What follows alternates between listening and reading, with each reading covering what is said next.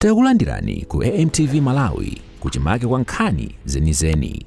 Ngati nkhani imeneyo kuno kulibe, dziwani kuti nkhani imeneyo ndi yabodza. Point of order, Chair. Yes. Yes. Chair, General here, when he was responding to the question from Honorable Member from Katabe, I guess, he said after the press briefing, how do members know that I had a conversation with the Honorable Minister behind the scenes? What if I told him that the information that you provided is wrong? Because I could not do that in front of the cameras. I thought maybe, Chair, we needed to know whether indeed that conversation was there behind the scenes. Thank you. Can you maybe just clarify that matter? This is an issue pertaining to the black box. Thank you very much, Honorable Chair. I said maybe I addressed that, but to me, as far as I'm concerned, I didn't hear that part. Or I knew MDF aircrafts do not have black boxes. Wherever, if it was mentioned, which I did not hear, and I want to mention to this, I did not hear. If it was reported, well and good, that was him. But MDF aircrafts do not have black boxes. And we can as a team, move today to Zomba, to their base, and the information that we'll find, even if we surprise them or ambush them, that will be the material evidence that we'll find on the ground. Aircrafts will not have black boxes. If he mentioned that, maybe he mentioned it maybe with excitement, or maybe he was zealous with maybe trying to articulate issues. But as for me, certainly that would not have come from my mouth. And I think I didn't do that. Thank you, Honorable Chair. No, that's fair. I think we'll have an opportunity to interface with the former Minister of Information. So we'll seek further clarification at that time. But you've done your best to explain issues. And I think the public is much aware now about the status of military aircrafts and the existence or non-existence of black box. Before, it was a gray area, but now it's now common knowledge. Having gone this far, General, I would like to appreciate you for your stamina. Your endurance during this session has been commendable. You've given us much attention. And I'm sure there will be another interaction because your report was not complete. We'll discuss with the Secretary on how we can close this small bit. But you've pretty much said everything. So you were the Commander-in-Chief, so you will appreciate why members were trying to get as much information as possible because you were directly responsible. And having said all this, General, a lot of things went wrong. I'm sure you agree. I don't have to take stock of what went wrong. And I wonder why, when this happened, you didn't resign. Is there any specific reason why you didn't resign?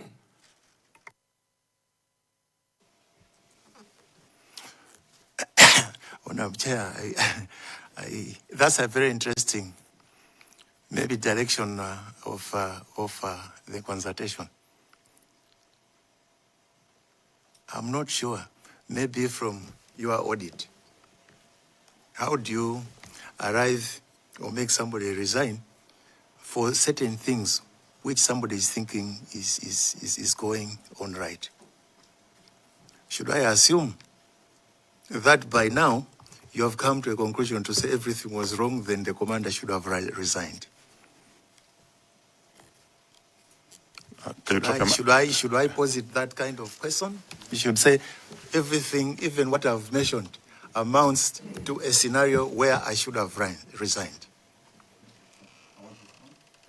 General, I want to respond. So the reason being is that you were responsible as an army commander. Yes. You were accountable.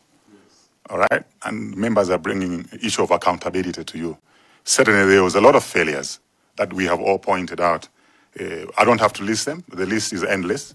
The EOT was not functional. The aircraft was not a VVIP aircraft. It was an ambulance. the search and rescue. You might have done some preliminary work, but it was delayed,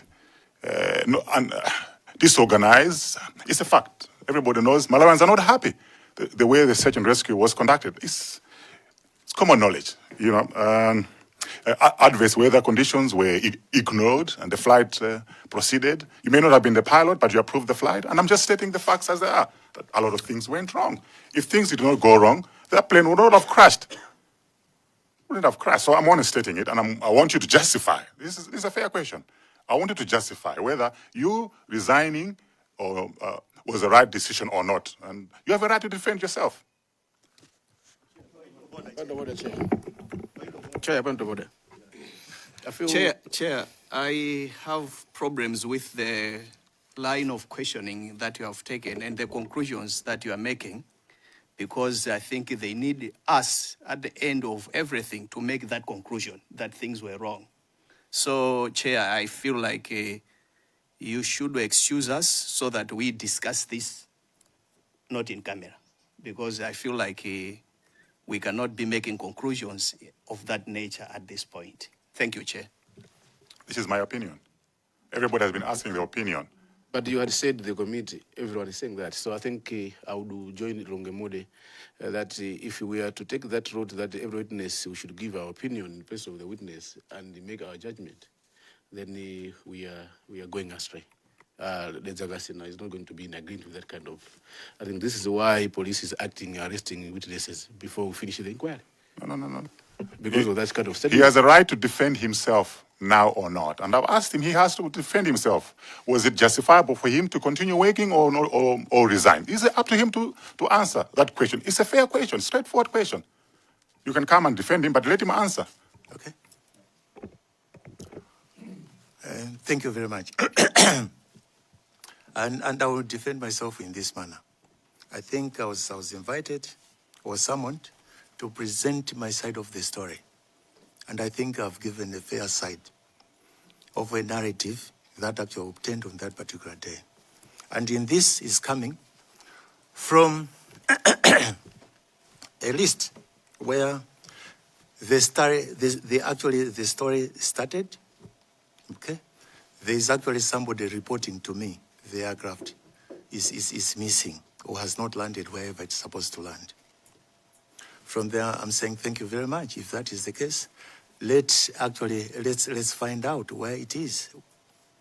And I'm directing you as somebody who is responsible for overseeing or the oversight of running that institution to actually find out where this aircraft is. Then I'm coming out with the same to say, where did this begin? It was a request that came from a VVIP person, the second highest position person in the country, a vice president. Requests an asset from the MDF.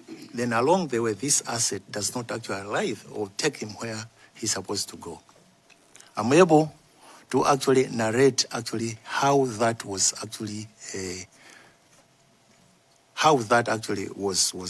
transacted or reacted to. I'm also talking about the consultations which I did to the various members and responding to actually the procedure that should obtain should a scenario or a situation of that manner transpire. I further go ahead to look at maybe the meetings that I had with the powers that be at the time, so that I could update them. Then we could also look at the preliminary measures that would amount to a preliminary search. Then from there, we actually transition to a physical search on the ground. Certainly, if these are the activities of somebody who is working to actually come out with a status or an outlook where the approach is result-oriented, I'm not sure whether this committee would come and discount or actually smear that person to say maybe you were failing to do your job. Maybe the best thing that was going to happen was for me, from the onset, to simply say, I understand everything went wrong. as far as I'm concerned, I have been able to clearly advance my position. And I like your aggressiveness, Honorable Chairperson. That actually gives me the stimulus actually to respond, to say, no, no, no, I could not. I was doing my job, and I think I was doing it right. This is why I'm able to articulate the issues from the start to the finish. If along the way I was not able to address anything, then certainly I was not going to provide the answers which I have provided to the committee. So I would say kudos up for you for actually stimulating me to react in this manner. Honorable Chair, I was working and I could not resign. In a football match, you have been actually, you have been actually scored maybe 3 goals. Just simply say we are abandoning the match? No. My defense would actually come from this factual data that actually have actually complemented my narration of anything and everything that actually transpired from when the vice president made the request that he should actually fly to Mzuzu. Then whatever action actually obtained was my reaction. If that merits or disqualifies me to be a competent person, I want to say I'm refusing.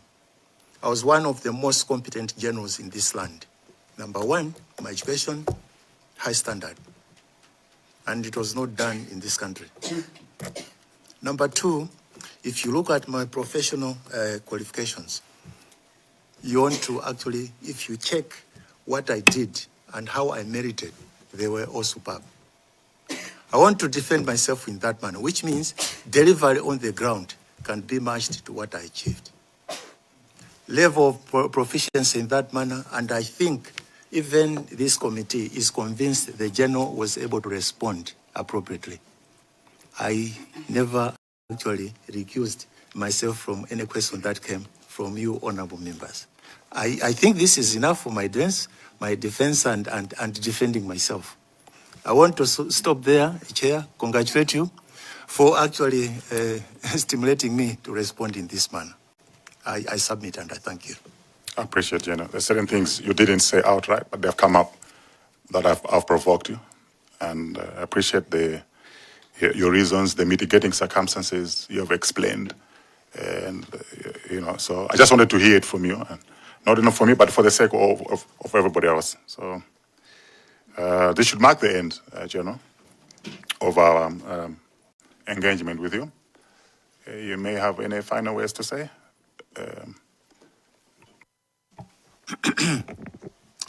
Thank you very much, Honorable Chair.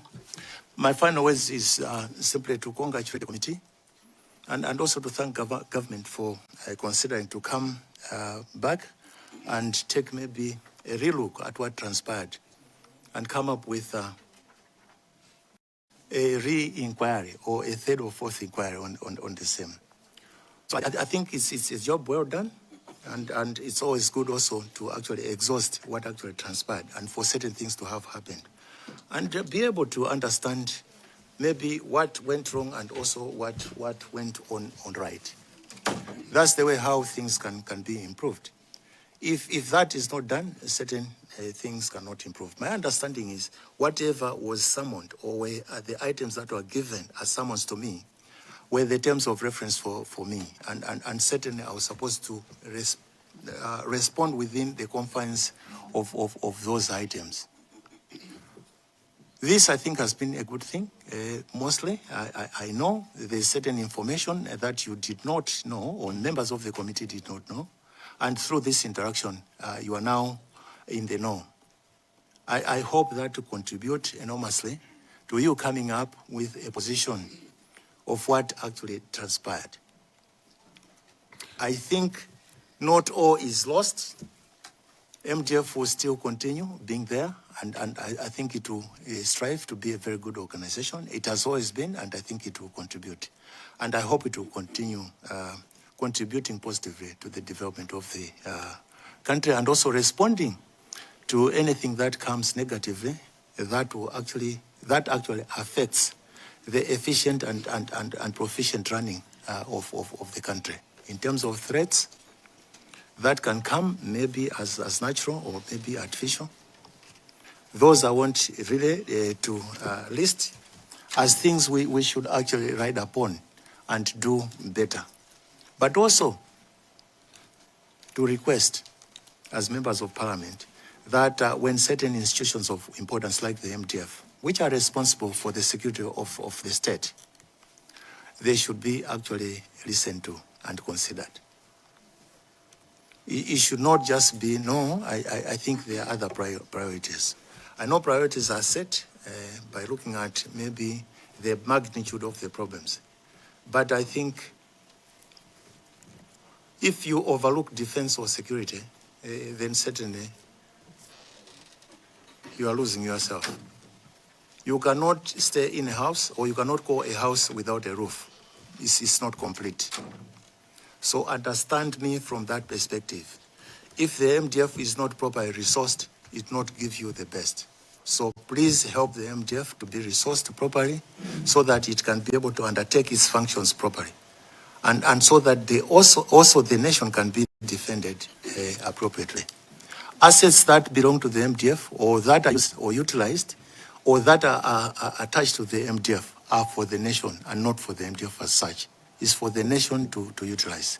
So let's take care of the MDF so that they take care of the assets that they are given for them to be able to actually service the day-to-day requirements, good or bad, that the nation encounters. I want to stop there, but I want to thank you for the interaction that, should I say, intensive interaction that I've had with the committee. And also the parting shot that came from the chair of the committee. The chair and everybody else belonging to the committee, I want to thank you. And I submit. Thank you. Thank you, General. You may take leave. Thank you. Thank you. Osaiwala kupanga subscribe ku channel ya AMTV Malawi.